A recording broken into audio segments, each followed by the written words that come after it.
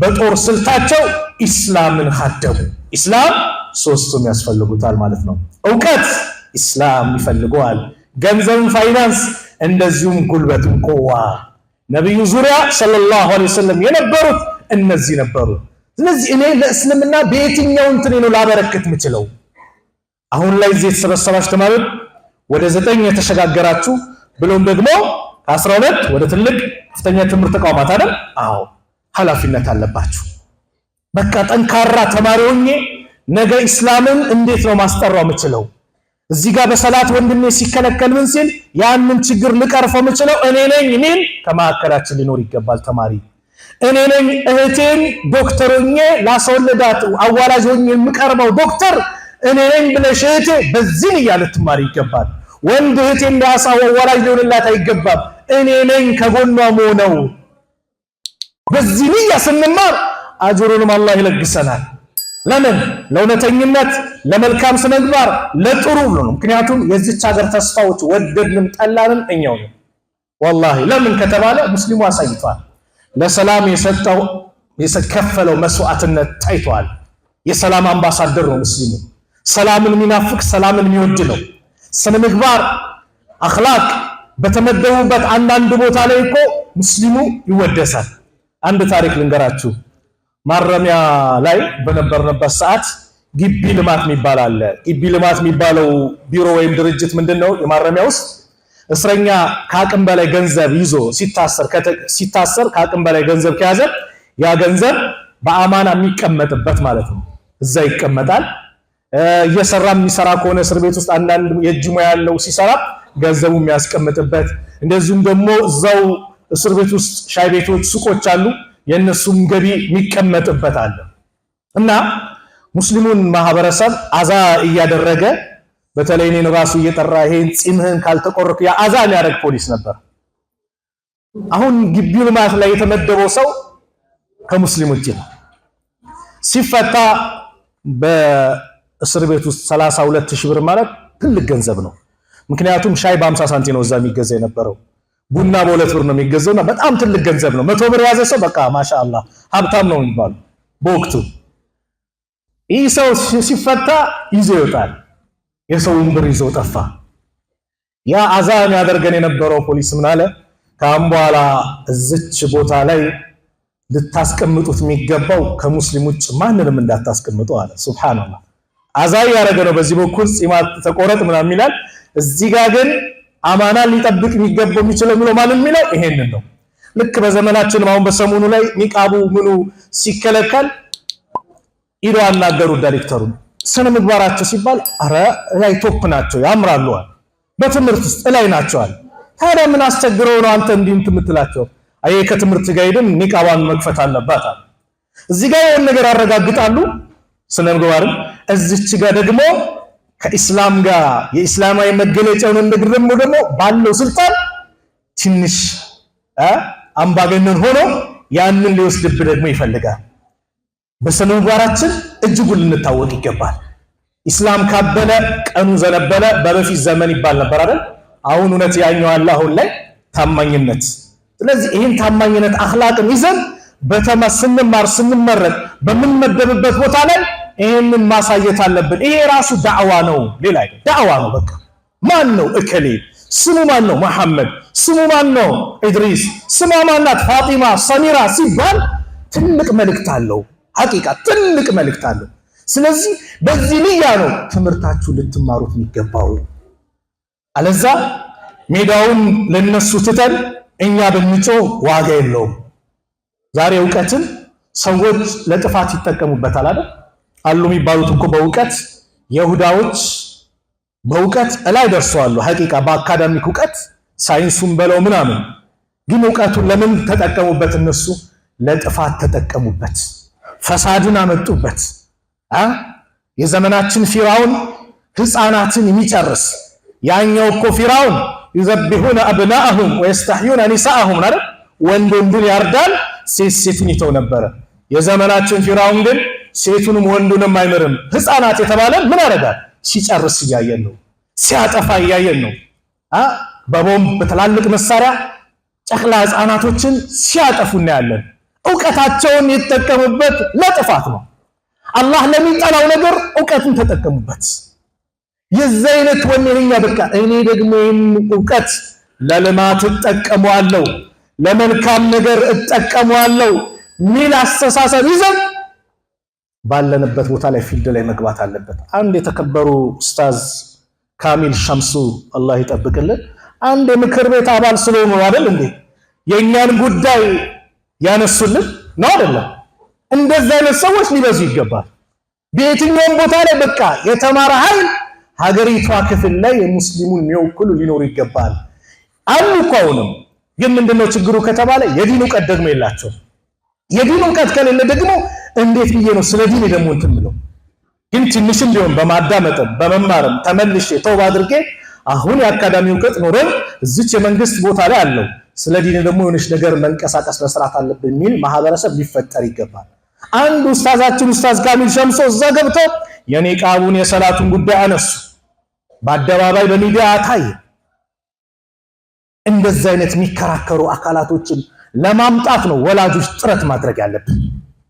ወላጅ እዚህ ያላችሁ ለልጆቻችሁ ዛሬ ጊዜ ካልሰጣችሁ ነገ ለእናንተ ጊዜ አይሰጧችሁ። ገና ከልጅነቱ ጀምሮ ተርቢያ እናሳየው፣ አኽላቅ ስነ ምግባር እናሳየው፣ ጠንካራ ወኔ ያለው ተማሪ እንዲሆን እናድርገው። ወኔ ያለው ዛሬኛ ተቃራኒ ነው ያለው። በዱንያ ጉዳይ የበላያችን እንመለከታለን፣ የዲን ጉዳይ ሲባል ደግሞ የበታችን እንመለከታለን። መሆን የነበረበት ተቃራኒ ነው። በዲን ጉዳይ የበላይ ስንመለከት ወኔ ኖሮን የአላህን ኒዕማን በማስታወስ እላይ ደረጃ መድረስ እንችላለን። ዱንያ ከሆነ ግን እዚህ ጋር አጭበርብሮ ካመጣት እኔ እንዴት ነው አጭበርብሬ ማመጣው? እኔ እንዴት ነው እንደሱ ቪኤት ከየትኛውም ምንም አድርጌ ከየትም አምጪው ዱቄትን ፍጪው አይነት ነገር አድርጌ ላገኝ የምችለው ሚል ሐሳብ ብቻ ውስጣችን ይገባል። የዚህ ጊዜ የተበላሸ ትውልድ ይፈጠራል። ልጆቻችንን በዚህ ስነ ምግባር ነው ማሳደግ ያለብን። ለልጆቻችን ጊዜ ስንሰጥ እነሱም በተርቢያ በእስላማዊ አስተዳደግ በአካዳሚኩም በዲኑም ብቁ ዜጋ አድርገን ስናበቃ ላይ ደረጃ ስናደርሳቸው ዱዓ ያደረግን አላህን እየተማጸንን ትግል ካደረግን ነገ ይጠቅሙናል። ዛሬ እኮ ተምሮ ዲግሪ ይዞ ዶክትሬት ይዞ እናት አባቱ የሚያመናጭቅ እናት አባቱ የሚሰድብ ማህበረሰብ የለም እንዴ? አለ አይደል እንዴ? ብዙ እናቱን የሚንቅ ሳትማር ያስተማረችውን እናቱን ሳይማር ያስተማረውን አባቱን ምን ታውቃለህ አንተ ኋላ ቀር ሚላል አይደል እንዴ? ተምረናል ብለው እላይ ደርሶ ግን እናት አባቱን እየሰከረ እየመጣ ይገርፋል አይደል እንዴ? ለምን ከተባለ መጀመሪያ አኽላቅ አልተሰጠውም። አንድ ቀን ዑመር ኢብኑ ኸጣብ ጋር አንድ አባት መጥቶ ለዑመር ክስ አቀረበ። ልጄ ሐቄን እኮ አጓደለብኝ። አባት ይህን ሲከስ ዑመር ልጁን ጠሩት። አንተ አባትን እንዲህ ታደርጋለህ? የአባት ሐቅ ብለው ሲመክሩት የልጅ ሐቅ የለም እንዲህ አላቸው። ልጁ ደፋር ነው አለው አሉት። የልጅ ሐቅ ምንድን ነው? የልጅ ሐቅ አንደኛ እናቱን ሊመርጥለት ይገባል። ሁለተኛ ስም ሲያወጣለት ደግሞ ጥሩ ስም ሊያወጣለት ይገባል። በሶስተኛ ደግሞ ቁርአን ሊያስተምረው ዲኑን ሊያስተምረው ይገባል አሉ። ይሄ ልጅ ምን አለ? አባቴ ሶስቱንም አላደረገም፣ እናቴም እሳት አምላኪ ናት አለ። አየህ ወጣቶች፣ ቅድም እኔ ስም አልጠራም ብቻ ቅድም ሲባል ነበር ያላገባችሁ ስታገባ ሷሊህ መምረጥህ አንቺም ሷሊህ መምረጥሽ ወላጆችም ትዳር ሲመጣ ስነ ምግባሩ ዲኑ እንዴት ነው ማለታችሁ ለነገ ሀያታቸው እጅጉን ይጠቅማል። ዛሬ ግን ኢማን አለ ወይ ነው ጥያቄዋ። ኢማን ሆናለች ላ ይሄ መሆን የለበትም። ብር አይኖሩ አይደለም፣ ፎቅ አይኖሩ አይደለም። ለምን 10 ፎቅ አይኖረው? ግን ዲንና አኽላቅ ይኑረው። ዲንና አኽላቅ ከሌለ ሐቂቃ ባዶ ነው፣ ባዶ። ሰዒድ ኢብኑ ሙሰይብ ትልቅ ዓሊም ወሐዲስ ናቸው። ትልቅ ዓሊም ወሐዲስ ልጃቸውን የንጉስ አይነት በቃ ያልጠየቀ ንጉስ የለም፣ ያልጠየቀ ባለስልጣን ባለሀብት የለም። አልሰጥም አሉ። ባላ አንድ ደረሳቸው 3 ቀን ከኪታብ ከቂራአት ቀረና እከሌ ምን ሆናል? እከሌ ባለቤቱ ሞታበት እኮ ሐዘን ላይ ነው አላ። ከ3 ቀን በኋላ ሲመጣ ምን ነው አሉት። ባለቤት የሞታ እንዲህ ሲላቸው 3 ቀን ብቻ አናደርክ አሉት። በቃ ልጄ እንድሬሃለሁ አሉት። ድንግጥ አለ። ለምን? የእሳቸው ልጅ ያልጠየቀ ሰው የለም፣ እምቢ ብለዋል። በእውቀቷም ላይ ደረሰች ናት፣ ውብ ናት። ግን እንዴት ለኔ ምስኪን አቅም የለኝ እንዴት ለኔ ሰጡኝ ልጄን ድሬ ያለው ብሎ ቤት ሲገቡ እሷንም ደግሞ ለእንትን ሊሉ ዱዓ ታደርጋለች። ረበና አቲና ፊ ዱንያ ሐሰና ወፊል አኺረቲ ሐሰና ወቂና አዛበ ናር። ይህን ዱዓ ስታደርግ ምን አለች? አባቷን ሸኽ ናቸው ዓሊም ናቸው። የአኺራው ሐሰና ጀነት ነው፣ የዱንያው ሐሰና ምንድነው ብላ ጠይቀች። እንግዲህ ረበና አቲና ፊ ዱንያ ሐሰና ማካተት የለም። ጥሩ ጎረቤት፣ ጥሩ ሚስት፣ ጥሩ ባል፣ ጥሩ ኑሮ፣ ዒልሙም ዓፊያው ሁሉም ይካተታል። ጠቅለል ያለች ዱዓ ነችና በዚሁ አጋጣሚ ይህን ዱዓ አብዙ። ሙስታሂብ ናችሁ? አብዙ፣ ይጠቅማቸዋል። ከዛ እሳቸው ግን ለሷ በሚስማማ ተፍሲር ፈሰሩላት። የዱንያ ሐሰናው ሷሊህ ባል ነው አሏት። ላምጣልሽ እንዴ አለ። እርሶ ካመጡ አለች። አስር ነበር ያናገሩት፣ መግሪብ ላይ ሄደው አንኳኩ። ማን ልበል አለ። ሰዒድ ነኝ አለ። ሰዒድ አካባቢው ላይ ሲያስብ ከሳቸው ውጭ የለም። ቅድም በቃ አስር ላይ ሰጥቻለሁ ብለው መግሪብ ላይ መጡት። እምቢ ትቼዋለሁ ሊሉኝ ነው አለ። ተከፈተ፣ ኒካው ታሰረ፣ ይዘገባ። ሰዎች ጠየቋቸው። ያ ሁሉ ባለስልጣን ያ ሁሉ ባለሀብት ሲጠይቁት እምቢ አሉ። ለዚህ ምስኪን ደረሰውት ዳሩ ምንድነው ሲሉ እንደዚህ የለፋውባትን ልጄ በኢልም በስነ ምግባር ያሳደግኳትን ልጄ የቅንጦት ዓለም ላይ ስነ ምግባር የሌለው ዓለም ላይ አስገብቻት አኺራዋ እንዲበላሽ አልፈልግም አሉ። የኛ ሐሳብ ይሄ ነው። ስለዚህ ስታገቡ ወንዶቹ ለነገ ለልጅ ሷሊህ ማግባት ለልጅ ይጠቅማል። ወደ ዑመር ታሪክ ልመልስና አባቴ ሶስቱንም አላረገም አለ። እናቴም መጁሳ ናት፣ እሳት አምላኪ ናት አለ። ስሜም ደግሞ አብተር ነው አለ። አብተር ምንድነው? ቆራጣ ነው። ለልጆቻችሁ መልካም ስም አውጡ አሉ ነብዩ ሰለላሁ ዐለይሂ ወሰለም። አላህ ዘንድ ተወዳጅ ስም አብዱላህ አብዱራህማን ነው። ልጆቻችሁን በነቢያት ስሞች ሰይሙ አሉ። ኢብራሂም፣ ሙሳ እያልክ መሐመድ እያልክ ሰይም እንጂ አሸብር ምናምን በኢስላም ይሄ ማን ነው የምታሸብረው? እንደዚህ የለም። ስም ለልጅ ስም ስታወጣ መልካም ስም ነው የምታወጣው። ጥሩ ስም ሐቁ ነውና ነገ ማይሸማቀቅበት ጥሩ ስም አውጣ። ቁርአንም አላስቀራኝም አለ። ከዛ በኋላ ምናምን ወደ አባቱ ዙሮ ልጅህን በድለው ስታበቃ በደለኝ ትላለህ እንዴ?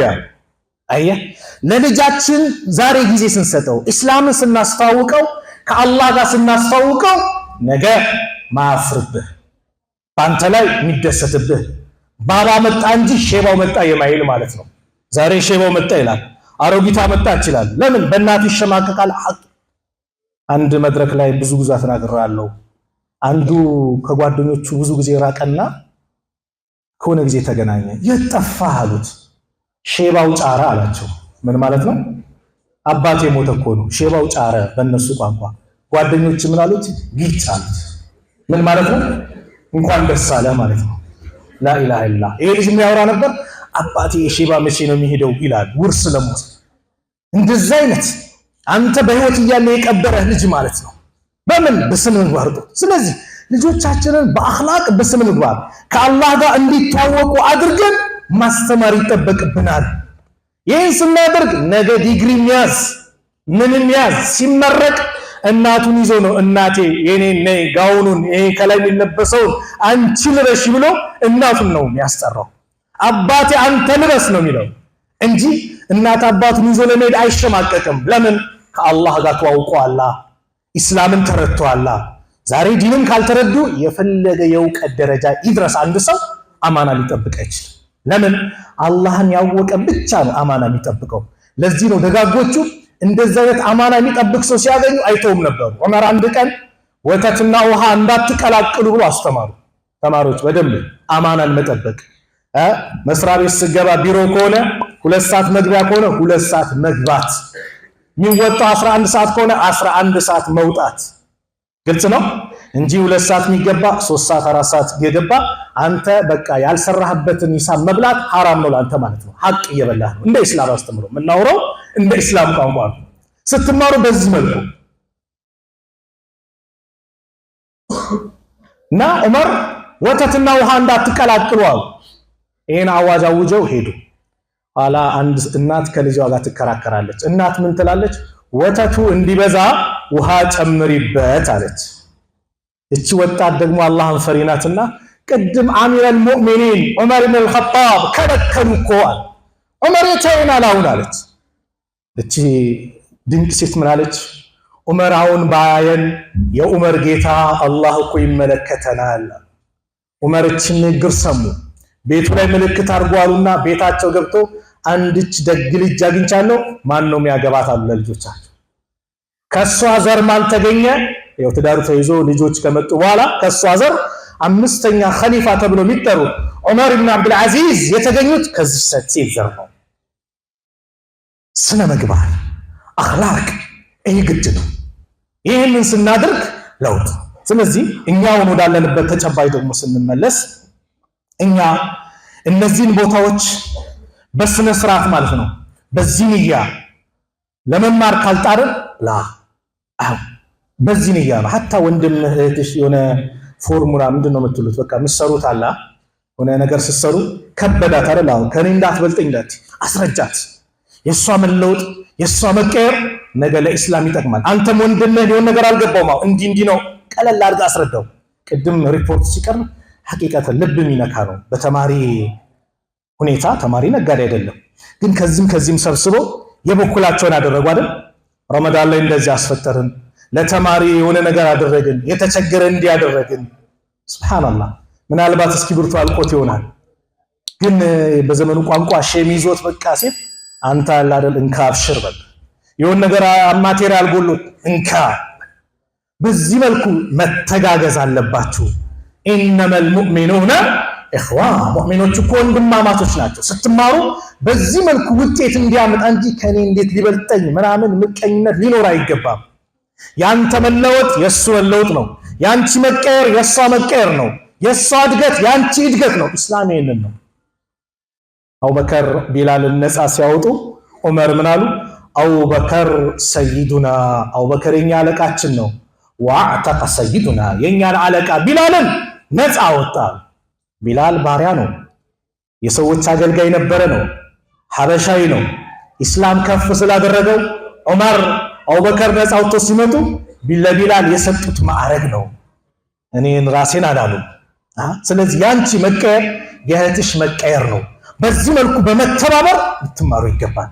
9ኛ ክፍል የገባችሁ እስቲ ልምድ ከ12ኛ ክፍል ከገቡት ደግሞ እናንተም 12 የገባችሁት 9ኛ ክፍል ለገቡት ልምድ ለውጥ። በዚህ መልኩ ልትማሩ እንደዚህ አይነት ቻሌንጅ ከመጣ በዚህ መልኩ እንጂ ሰላት ተከለከለ ሲባል ወጥተን አይደለም እኮ እየታገልክ ነው የምትማረው። ትምህርቱን ትተህ አይደለም እየታገልክ ትማራለህ። በዚህ መልኩ እኔ አንድ የተማሩ ስላላችሁ አንድ ነገር ላውሳላችሁ። 1994 በኢትዮጵያ አቆጣጠር 9ኛ ክፍል ነበርኩና ትንሽ የዲን ምናምን የሆነ አቃላ ሐማስ ነው የምትሉት ፍቅር ነገር ነበር የዛኔ። በተለይ ለጋ እድሜ ላይ ሲሆን ነሻጣው ምናምን አለ። ዩኒፎርም ለብሼ ረመዳን አንድ ቀን ራሱ ቀኑም ትዝ ይለኛል፣ ሮብ ቀን ነው ረመዳን አንድ ላይ ጥምጣም ከላይ አድርጌ ትምህርት ቤት ገባው። አዲስ ከተማ ትምህርት ቤት ይባላል አዲስ አበባ። ኋላ ተቆጣጣሪው ዩኒትደር ምናምን ይባል መጣና ይሄ ምንድነው ብሎ ያዘኝ፣ ከለከለኝ። ሱብሃንአላህ በጣም ያልጠበቅኳቸው ምናልባት በእኔ አስተሳሰብ በወቅቱ ከእስልምና ውጪ ናቸው ብዬ ማስባቸው እህቶች ሂጃባቸውን አውልቀው በቃ ከዚህም ከዛም ከወንዱ ሲላፉ የነበሩ እህቶች ልክ ይህንን ሲከለክለኝ ከየት መጡ ሳለ ሩጠው መጡና አንገቱ ላይ ያለውን ምንድነው ማህተብ ምናምን አለ አይደል ገመድ፣ ይሄስ ምንድነው አሉት። ድንግጥ አለ ሰውየው። በቃ ይግባ አለ። እነዚህ እህቶች በንጋታው ሂጃባቸውን ግጥም አድርገው ለብሰው መጡ። ገባ? ግልጽ ነው መልእክቴ። የሆነ እህትሽ ኒቃብ ስትከለከል እኔ ኒቃብ አልለብስም ለብስ እንዳትዪ፣ አንቺ የእሷ ታጋይ ነው መሆን ያለብን። እኔ ሰላት ስለምሸራርፍ እዚህ ጋር ወንድሜ ሰላት ሲከለከል ምን አገባኝ እንዳትል። ደግሞ ምንም የለም ሐቂቃ ትንሽ እኮ የሆነች ነገር ኢማን ድክመት ኖሮ እንትን ያለ ግን ውስጣቸው የኢማን ፍሬ ያሉ ወንድሞች አሉ። በታክሲ ላይ ሲሄድ ረዳት የሚባል አለ፣ ረዳት አለ ታክሲ ረዳት። ኒቃብ የለበሰች እህቴ በጣም ዘለፋት፣ ሰደባት እና እኔ በጣም ተሰምቶኝ አሁን ሰድቤው መውረጃ ቦታ ደርሶ ከወረድኩኝ እቺ ሴት ደግሞ ካልወረደች አዛ ሊያረጋት ነው። ስለዚህ እሷ እስክትወርድ ልጠብቅ አልኩና ታክሲ ውስጥ መጠበቅ ጀመርኩ። ልክ የሆነ መንገድ ላይ ሲደርስ ስትወርድ እኔም ደግሞ ለመጣላት እኮ ስወርድ ምንም ያልጠበቅኳቸው ሁለት ወንድሞች ጆሮአቸው ላይ የሆነ ብረት ነገር አንጠልጥለዋል። ጸጉራቸው እንዲህ ወደ ላይ አለ፣ ሰንሰለት በሰንሰለት አለ። ሱሪያቸው ዝቅ ብለዋል። ምንም ሙስሊም ያልጠበቋቸው ወጡና ከቀኝና ከግራ ይዘው እንዲህ ምንድነው የምትሉት? በቃ በጠረባ ብለው ከላውረታች ሱብሃንአላህ አነጠፉትና እቺን የተከበረች እህታችን ናት በአንተ አንደበት የምትሰደበው ሲሉት ያ አላህ እንደዚህ አይነት አንበሳ አላህ አልኩኝ። አንጀቴ ራስ ሐቂቃ ምንም አጠብቋቸው ወንድሞች የዲን ምን አላቸው? ሐማስ ፍቅር አላቸው። ምናልባት ልክ በእኔ እንደዚህ የተከላከሉ ሴቶች ሂጃባቸውን እንደለበሱ እነዚህ ወንድሞች ምናልባት ወዴት ገብቶ ሊሆን ይችላል? ወደ መስመር ገብቶ ሊሆን ይችላል። ሐቂቃ ኢነል ሐሰናት ዩዝሂብነ ሰይአት ነው። መልካም ነገር ስትሰራ ምናልባት ዳዕዋ ሲደረግ የሚቀየረው ዳዕዋ አድራጊው ነው። እንደዚሁም ደግሞ እጅህን ስትታጠብ ልብስ ስታጠብ መጀመሪያ የሚጸዳው ምንድነው? እጅ ነው አይደል? እኛም ለመልካም ነገር እንደዚህ ስንታገል መጀመሪያ የምንጸዳው እኛንና ሁል ጊዜ የመልካም ነገር። ስለዚህ ዕውቀት የሚባለው ነገር በእስላም ትልቅ ቦታ አለው። ነብዩ ሰለላሁ ዐለይሂ ወሰለም ምን አሉ? መን ዩሪድላሁ ቢሂ ኸይረን ዩፈቂሁ ፊዲን። አላህ ኸይር የሻለት መልካም ነገር የፈለገለት ሰው የዲን ዕውቀትን እንዲያገኝ አላህ ያደርገዋል አሉ ነብዩ ሰለላሁ ዐለይሂ ወሰለም። የዲን ዕውቀት ሌላ ነገር ይሰጠዋል አሉ እስልምናን እንዲረዳ። ስለዚህ እስላምን ከአካዳሚ ትምህርቱ ጋር በጣም እንረዳው። እስልምናን ስንረዳው እንኮራበታለን፣ እንደሰትበታለን። ለሁሉም ነገር መፍትሄ ያለው ዲን ነው። አካዳሚኩንም እንደማረከ ያመላከተን እኮ እስላም ነው፣ ዕውቀት ስለሆነ። ዕውቀት ደግሞ መድረሻው ማብቂያው መቼ ነው? ቀብር ሲገባ ብቻ ነው። እስካለን ድረስ ዕውቀትን መያዝ በእኛ ላይ ግዴታ ነው። ነቢዩ ሰለላሁ ዐለይሂ ወሰለም በአንድ ሐዲስ ላይ ሲመክሩ ምናሉ? ለን የሽበዕ ሙእሚኑን ሙእሚን እኮ አይጠግብም አሉ። ከምን ሚን ኸይሪን ከኸይር ነገር ከመልካም ነገር መቼም አይጠግብም። ሐታ የኩነ ሙንተሃሁል ጀና መዳረሻው መጨረሻው ጀነት እስከሚሆን ድረስ።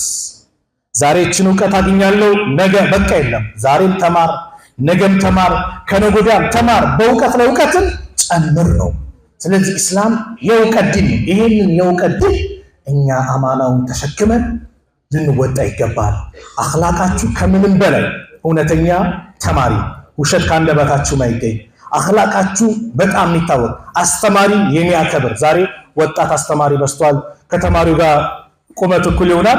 የዛኔ አስተማሪ የሚናቅበትን ወቅት ደርሰናል አይደል? የሚገላምጥ የሚሳደብ። ሙስሊም ግን ከዚህ መራቅ አለበት። አስተማሪ ሊከበር ይገባል። ግልጽ ነው አይደል? በዲን ሲመጣ ብቻ ማናገር ባለብን ቋንቋ የሚያናግረው አካል ያናግረዋል። ግን ከዛ ውጭ ግን በመማር ባስተማር ትምህርት በሚሰጥበት ሰዓት ላይ ኢስላም ይሄንን ነው። የመጨረሻ የኢማሙ ሻፊ ምክርን ጠቅሼ ፕሮግራም ይልስጋ። ኢማሙ ሻፊ ረሕመቱላሂ ዐለይሂ ስለ ዕውቀት ጥቅም ዕውቀት የሚገኝበትን መንገድ ሲናገሩ እንደዚህ አሉ። አኺ ለን ተናለል ዒልም ኢላ ቢሲታ፣ ወንድሜ ወይ ዕውቀትን ማግኘታችንም 6 ነገሮችን እስክታሟላ ድረስ አሉ። የኢማሙ ሻፊ ምክርን የዲን ዕውቀት የምትማሩ የአካዳሚክ ትምህርት የምትማሩ በደንብ ያዙ። አንደኛው ዘካ ብልህነት። አስተማሪ ሲያስተምር ኡስታዙ መድረሳ ላይ ሲያስተምር እኛ ዛታችን ብቻ አይደለም ዴክሱ ላይ ወንበር ላይ መሆን ያለበት። ወንበር ልናሞቅ አይደለም መግባት ያለብን። ሐሳባችን አስተማሪው ጋር መሆን አለበት። ምን እየተናገረ ነው? ምን እያለ ነው? አስተማሪው ጋር መሆን አለበት አለ። ሐሳባችን ሌላ ቦታ መሆን የለበት። በትኩረት መከታተል አለብን። አንድ። ሁለተኛው ሂርሳ ጉጉት ይፈልጋል። ፍላጎት የሚባለው ነገር ለዛ ትምህርት ፍቅር። ቁርአን የሚቀራ ሰው ዛሬ በቃ እችን ሱራ አፍዛለሁ ይሄንን ባብ ዛሬ መጨረስ አለብኝ ብሎ ፍላጎት የሚባል ነገር ያስፈልጋል። ትምህርት ቤት መድረሳ ሲኬድ። ሶስተኛው ኢጅቲሃድ ጥረት ያስፈልጋል። ትግል ያስፈልጋል። የሆነች ነገር አስተማሪ አስተምሯል አይደል? አዎ። ኡስታዙ አስተምሯል። አዎ። ቤት መተህ ከጓደኞች ጋር ላይብረሪ ሊሆን ይችላል። ያንን ነገር ሙራጃ ማድረግ፣ ማጥናት፣ መታገል። እንዴት እዚህ ጋር ምን ለማለት ፈልጎ እንዴት ያለው እስቲ በምን ሌላ ማብራሪያዎችን እንዴት ላግኝ? ትግል ማድረግ። አራተኛ የራስ ሲሆን የጽህፈት መሳሪያ ያስፈልጋል። የራስሽ ደፍተር መጽሐፍ ሊኖርሽ ይገባል፣ ሊኖርህ ይገባል። የጽህፈት መሳሪያ። አምስተኛ ወኢርሻዱል ኡስታዝ ወይም ወሳሂበቱል ኡስታዝ ይላል። ወደ መልካም ነገር የሚያመላክት ጓደኛ እህቴ ትምህርት ቤት ጓደኛ ስትይጂ ያው በስነ ምግባር ላይ ደረሰች ዕውቀት ያላት ወክ ስታደርጉ አንድ ሐዲስ የምትነግርሽ ወክ ስታደርጉ ይሄንን ፎርሙላ የምታስረዳሽ ጓደኛ አንተም እንደዛው ወንድ ጓደኛ ስትይዝ ዕውቀት ስነ ምግባር ያለው አንተን ሊያስተምር የሚችል ስድስተኛ ምን አሉ ወጡሉ ዘማን ረጅም ዘመን ያስፈልጋል በአንድ ጀንበር አንድ ኪታብ ሁለት ኪታብ ተቀርቶ ዓሊም አይኮንም ረጅም ዘመን ያስፈልጋል አንቺ ያሰብሽበት ደረጃ ለመድረስ እቴ ወንድሜ ያሰብክበት ደረጃ ለመድረስ በዱንያ ላይ ምን ያስፈልጋል ሶብረኛ ተማሪ ከ1 እስከ 8 የስምንተኛ መለያ ያለ እሱን ካለፍክ በኋላ አሁን ደግሞ 6ን ተጀምሯል መሰለኝ ከ6 አለ ሚኒስትሪ አይደል እሱን ካለፍ 7 እና 8 ካል 9 የተባለ ወደ 12ኛ ደርሳል ይሄንን ሶብረኛ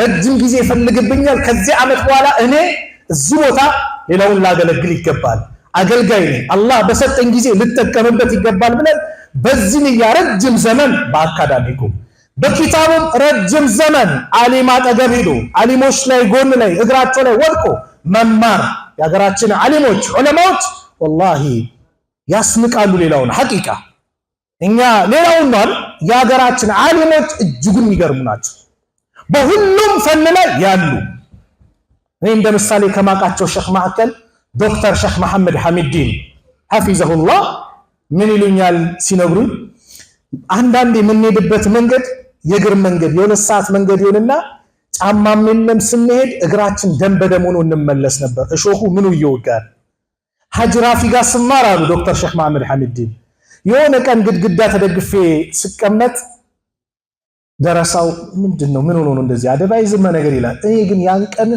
ከረሃብ የተነሳ መቀመጥ አቅቶኝ ተደግፌያለሁ በረሃብ በችግር በእንግልት እዚህ ሐላባ ያሉት መሻይኾችም ጭምር ይሄን ዒልም ሲያመጡ በቀላል የመጡት አይደለም በአጼው ዘመን ሙስሊሙ ማህበረሰብ ከዲኑ እንዲላቀቅ ትምህርት እንዳይማር ትምህርት ለመማር ምን ያስፈልግ ነበር እምነት መቀየር ያስፈልግ ነበር አይደል እምነታቸው እንዲቀይር ተደርገው ብዙ መከራ የደረሰባቸው ወንድሞች አሉ ዑለማዎች አሉ ለስደት የተዳረጉ የተገደሉ የታረዱ ብዙ ዑለማዎች አልፈዋል ያ ዘመን ታዲያ ይሄንን ዲን እነሱ እንዲመቶኛን ሲያስረክቡ እኛ ጋር እንዴት ቀላል ሊሆን ይገባል እንዴት መሆን የለበትም ስለዚህ በዲናችንም በአካዳሚኩም በሁሉም ነገር ብቁ ነን መዘጋጀት አለብን ሙስታዒድ ነን ቃል ገብታችኋል ስለዚህ ንያችሁን አሳምሩ ጥሩ ተማሪ ለመሆን ጥሩ ውጤት ለማምጣት ዱዓ እያደረጋችሁ እየታገላችሁ ቀጥሉበት ወላጆችን ደግሞ ልጆቻችሁን ስታስተምሩ በዚህ ንያ አስተምሩ አንተ ጥሩ ዶክተር መሆን አለብህ አንተ እንደዚህ መሆን አለብህ ብለን ሐሳቡን ዓላማውን እንዳይስት አድርገን የበኩላችንን አድርግ ዱዓ ያደረግንላቸው በዚህ በኩል እንቀጥል ጥሩ ከተናገርኩኝ ከአላህ ነው ከተሳሳትኩም ከነፍሴና ከሸይጣን ነው አላህ Subhanahu Wa Ta'ala እዚሁ እንደሰበሰበን ነገም ጀነተል ፊርደውስ እንደዚህ ሰብስበን ውድ ተማሪዎቻችንን አላህ Subhanahu Wa Ta'ala ያሰቡበት ደረጃ አላህ ያድርሳቸው ለሀገራቸው የሆነ ነገር አስተዋጽኦ ለዲናቸው የሆነ ነገር አስተዋጽኦ ለቤተሰቦቻቸው ለአካባቢያቸው የሆነች ነገር አስተዋጽኦ የሚያደርጉ አላህ ያድርጋቸው በተሰማሩበት ቦታ ላይ ባሉበት ትምህርት ላይ ትልቅ ደረጃ የሚደርሱ አላህ ያድርጋቸው አደባሊዝም የሚለውን ደግሞ በየጊዜው እየመጣ ሰላት እንትን የሚለውን በየጊዜው እየመጣ በኒቃብ በዲን ላይ ደግሞ በየጊዜው እየመጣ ችግር የሚይዘውን ደግሞ የሚያመጣውን ደግሞ አላህ አደባሲዘው ፍልስጤም ያሉት ወንድሞቻችን አላህ ነጃ ይበላቸው የበላይነቱን ለነሱ አላህ ያድርገው በይተል መቅዲስን በወንድሞቻችን እጅ አላህ ያስገባልን ከይሁዶች እጅ አላህ ነፃ አውጣው አላህ Subhanahu Wa Ta'ala እኔ በተናገርኩት እናንተም ባዳመጣችሁት ሁላችንም ተጠቃሚዎች አላህ ያድርገን ያላገባውን ወጣት ጥሩ ትዳር አላህ ይለግሰው አው አሚኑ በዛ ጥሩ ትዳር አላህ ይለግሳቸው ለወንዶችም ሷሊ ሚስት አላህ ይለግሳቸው ለሴቶችም ደግሞ ሷሊ ባል አላህ ይለግሳቸው ረጅም ዓመት አግብቶም ልጅ የሌለውን አላህ ልጅ ይለግሰው ልጅ መስመር የለቀቀበትን አላህ Subhanahu Wa Ta'ala ወደ መስመር አላህ ያምጣልን መጨረሻችን አላህ ያሳምረን አንደኛው ያላገባይ ነው አላህ ይዘውቱ ያሰበውን አላህ ያሳካል ربنا آتنا في الدنيا حسنة وفي الآخرة حسنة وقنا عذاب النار وصلى الله على نبينا محمد وعلى آله وصحبه وسلم السلام عليكم ورحمة الله وبركاته